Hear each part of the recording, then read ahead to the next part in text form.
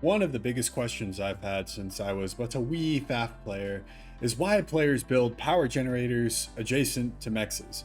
Because for my pea-sized brain, there doesn't seem to be a whole lot of advantage reducing a T1 mex from costing 2 energy to costing 1 energy to run.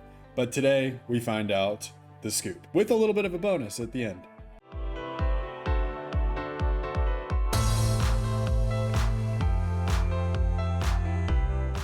Now, as a reminder, this is our baseline for a mex to upgrade to T2, because this is the primary advantage.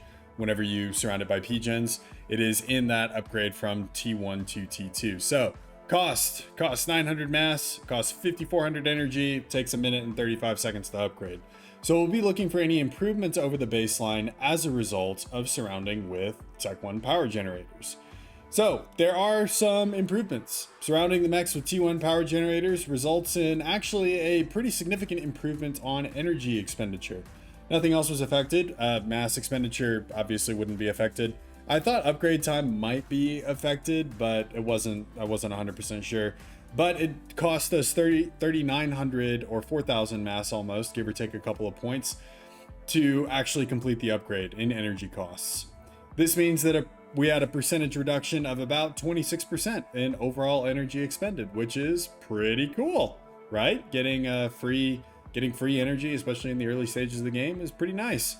Now, if we multiply this at scale, it can equate nearly to a free Tech 2 power generator that costs about 12,000 energy. So if you build, I think it's 8, if I'm doing my math correctly, roughly, yeah, 8 of these little setups, a mex fully surrounded with Tech 1 power generators, you get a free Tech 2 power generator, which is great. That's great. Everybody loves free shit. I love free shit. Everybody loves free shit. So let's talk about whether this is worth it or not. Now, in my time, I've been very fortunate to cast with some players that are much better than myself.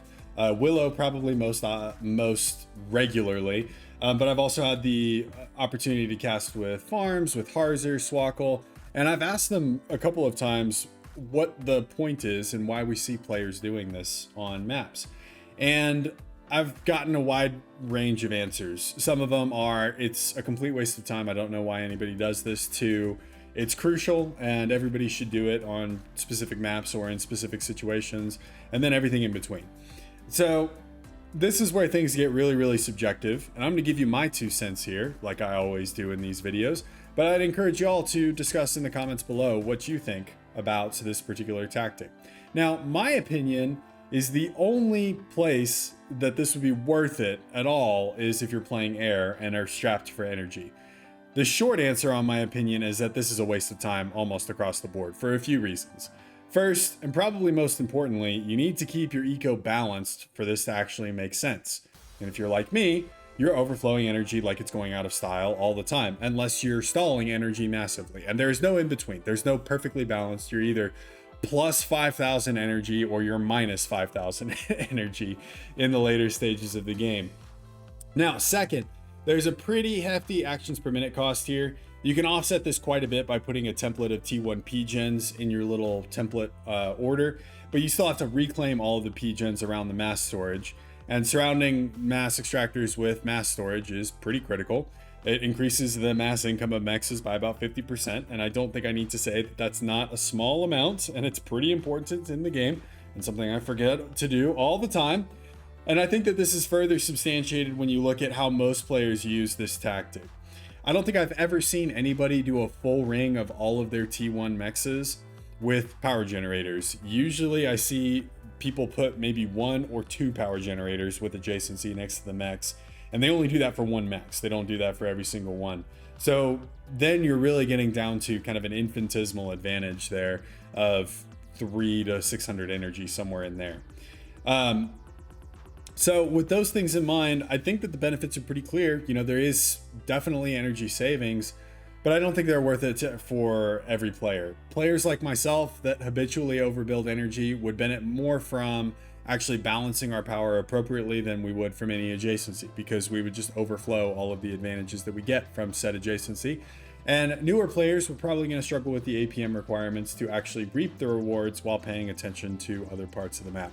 Although, I mean, I guess there is an advantage here that I didn't talk about where, again, if you're like me and you build a bunch of T1 P-gens early on in the game and then just leave them for the rest of the game and forget to reclaim them. I know Scooby is always reminding me to reclaim my T1P gens every time I play with him.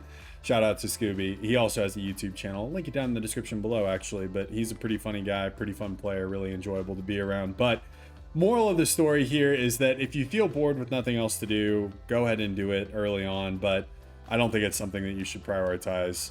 And I think that it's just going to cost you more than it is going to benefit you, unless you're one of those players that just is bored with nothing to do, which I don't think represents very many of us. Now, I said that there was going to be a bonus topic, bonus thing. And this is where I feel like things got really, really interesting, because I made some interesting discoveries while I was doing the research for this actual video that turned into kind of a second science topic. So 2 topics for the size of one. I've run across something very interesting surrounding the variables that the engine uses to calculate resource income.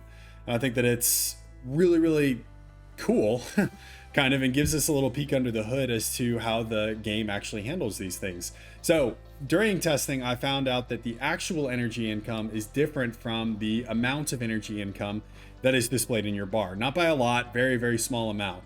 So programming nerds will probably find this interesting, but it would look like the amount of energy displayed in the bar where it says plus 100 is an integer value, and the amount of income that is actually calculated seems to be either a decimal, double, or float. I'm sure that there are more variables that contain decimal places, and then have the values rounded for the overall display of income. Now, this is important for a couple of reasons, and for those of you that are not familiar with programming, I'll give you some context. Literally everything in a computer is distilled down to numbers eventually. It all gets distilled down to ones and zeros eventually. So whenever you're playing a game, things like resource values, damage, and health, these are pretty obvious. These are stored as numbers, right? But movements, unit positions, mouse clicks are also registered and have coordinates assigned to them, normally on 3 axes, and are stored as variables in themselves. There are many different types of variables that you can go into: string, decimal, int, vector, etc. But the ones that we're primarily interested in here are int and decimal variables. Now, there are several others and subsets of these 2 types. I'm well aware of that, but for the sake of simplicity here, these are going to be the 2 kind of families that we're going to be looking at. The difference between the 2 of them is integer variables can only store a whole number, while decimal variables can store fractions. So they can store like 3.75 or 3.14159 something or other. I used to be able to quote pi to way more digits, but things like that can be stored in decimal variables. Integer variables can only store 1, 2, 3, 4, 500, 1,000, 1,100, things like that. Now, all of these numerical values are stored as variables and then manipulated by the player. So for example, and this is going to be a very rough example, but moving a unit. So in the game, you select a unit, the game will then pull that unit's information. It'll pull that unit's position on the map, stored as coordinates. It'll pull stats, etc. And all of these are stored as variables in either the actual unit script or in the game engine itself. Then you right click somewhere and the game pulls the position of your mouse, stores that as a variable, and begins to move the units towards that position at a set speed that is again stored in another variable.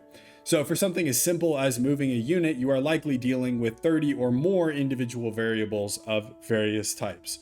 And I know this is a very oversimplified example. I don't have a whole lot of experience with game development. I do have a little bit more experience with coding.